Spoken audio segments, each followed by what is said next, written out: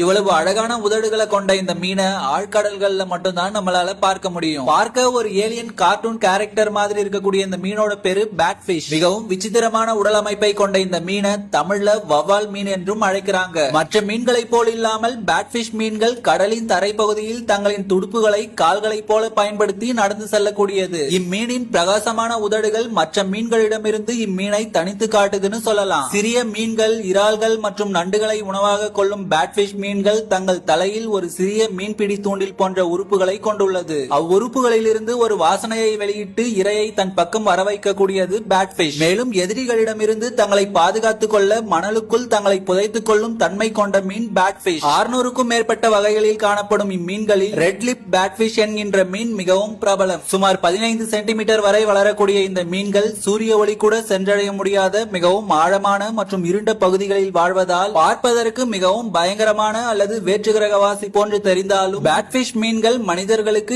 எந்த ஒரு தீங்கும் விளைவிப்பது கிடையாது.